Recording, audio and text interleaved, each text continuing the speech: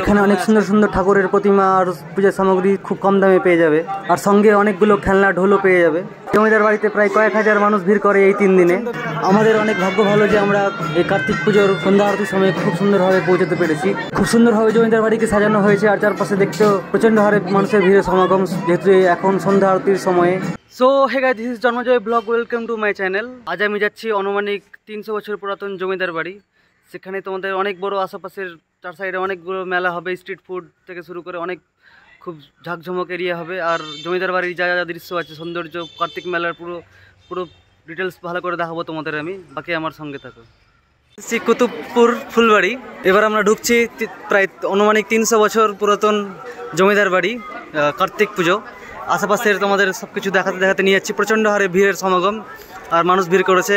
আর এখানে তোমরা এখান থেকে রাস্তা থেকেই অনেকগুলো খাটগুলো পেয়ে যাবে, পুরোপুরি নর্মাল খাটগুলো, অনেক রকম খাট পেয়ে যাবে। আর আশেপাশেও 4 সাইডে প্রচণ্ড হারে খাওয়ার দোকান আছে, অনেকগুলো তোমরা খাবার খেতে পারবে এখান থেকে, পাপড়ের দোকান থেকে শুরু করে আরও অনেক রকম স্ট্রিট ফুড। এবার আমরা ভিড় অতিক্রম করে এগিয়ে চলেছি সামনের দিকে। দেখতে পাচ্ছ 4 সাইডে প্রচণ্ড হারে বাচ্চাদের খেলার জিনিসপত্র আছে আর প্রচণ্ড ভিড়। আর এখানে অনেকগুলো কাঠের সামগ্রী পাওয়া যাচ্ছে।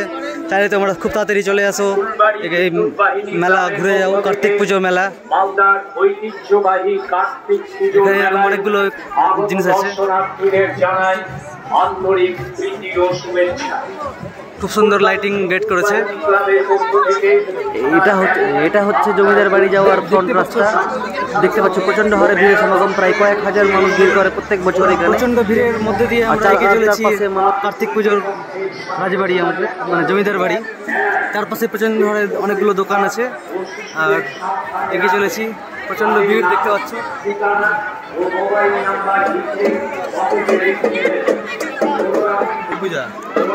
এখানে যেরকম অনেকগুলো খেলনা আছে, ডল, আর এই সাইডে অনেকগুলো মেয়েদের কানের দোকান। হ্যাঁ, এখানে চাইলে তোমরা যারা আমার মেয়েরা ভিউয়ার্স আছে তাড়াতাড়ি চলে আসে। এখানে অনেকগুলো কালেকশন আছে মেয়েদের জিনিসের।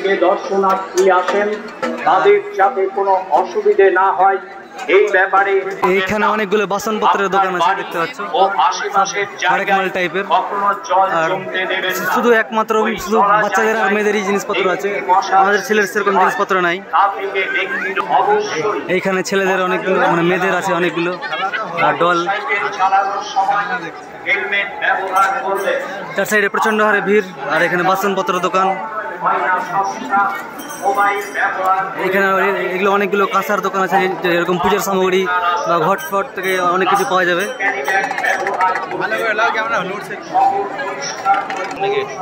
এবার চলেছি আমি মানে কার্তিক পুজোর ফ্রন্ট গেট ঢুকে পড়েছি। এবার এটা দিয়ে ঢুকবো, আর বাকি সব ভেতরে যা যা আছে কার্তিক পুজোর মণ্ডপ থেকে শুরু করে ফুল ব্যাকগ্রাউন্ড, কত সুন্দর দৃশ্য, সব কিছু তোমাদের দেখাবো আমি। এখানে অনেকগুলো খেলনা আছে, অনেক সুন্দর সুন্দর মাটির পুতুল আছে দেখতে পাচ্ছ। আর শিবলিঙ্গ প্রায় তোমরা কম দামে পেয়ে যাবে। আর এখানে বাচ্চাদের খেলার ঢোলও আছে। আর এখানেও প্রচুর পরিমাণে শিবলিঙ্গ আছে, পূজার সামগ্রী তোমরা এখানে কিনতে পারবে। এটা হচ্ছে আমার জমিদার বাড়ির ফ্রন্ট গেট। এটা দিয়ে এবার আমি ভেতরে ঢুকছি। প্রচণ্ড হারে ভেতরেও ভিড় আশা করছি আমি। অলমোস্ট ঢুকে পড়েছি আমি।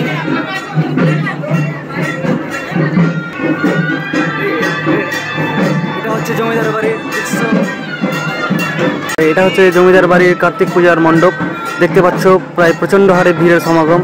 আর তার সাইডে খুবই সৌন্দর্যভাবে সাজানো হয়েছে এই মণ্ডপটাকে। প্রায় প্রত্যেক বছর কয়েক হাজার মানুষ ভিড় করে ভেতরে। আর 4 সাইডে প্রচুর জমিদার বাড়ি, বুঝতে পারছো তোমরা। চারপাশে পুরো 4 সাইড দিয়ে বাড়িটা পুরোপুরি ঘেরা, আর মিডল পজিশনে আংনা। আর এখানে পুজো হয়, এখন আপাতত পুজো চলছে খুব সুন্দরভাবে।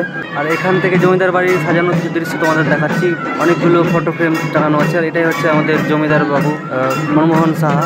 ইনি হচ্ছে এই জমিদার বাড়ির প্রতিষ্ঠাতা। এনারই মাধ্যম ধরে কন্টিনিউসলি চলে আসছে জমিদার বাড়ির কার্তিক পুজোর মেলা। দেখতে পাচ্ছ প্রচণ্ড হারে ভিড় করে এখানে। আমার ভাগ্য ভালো যে আমি এই পুজোর টাইমে ঢুকে গেছি। এখন কার্তিক পুজো হচ্ছে, সন্ধ্যা আরতি।